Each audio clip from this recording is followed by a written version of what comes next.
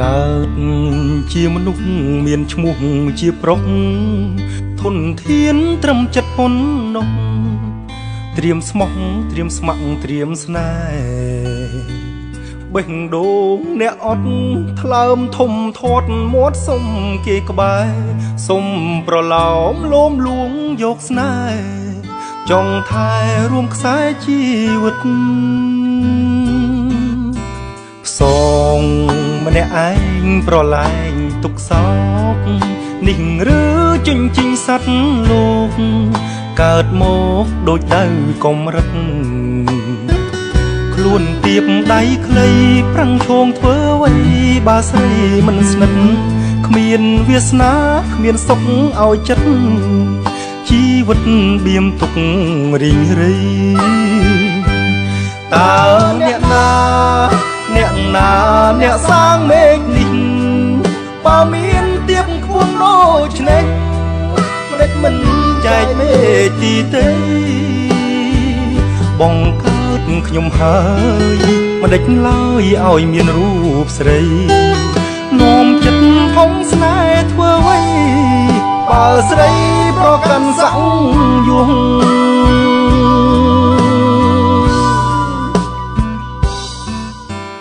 មេឃលំអៀងផ្អៀងឲ្យខុសប្លែកចង់ដឹងអ្នកណាសាងមេឃម្ដេចចែកឲ្យមានទៀបខ្ពស់ក្រោមមេឃតែមួយឲ្យខ្ញុំជួបព្រួយលេងគិតចង់រួចស្រីថ្លឹងថ្លែងស្វះស្វែងរកជួងចិត្តស្មុគសូនសងអស់នេះ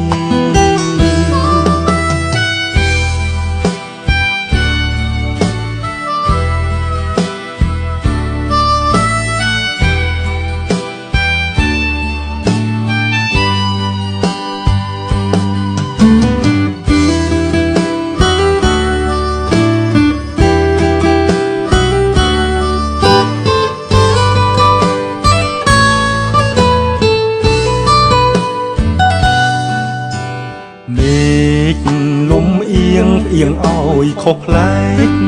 ចង់ដឹងអ្នកណាសាងមេឃម្ដេចចែកឲ្យមានទៀបខ្ពស់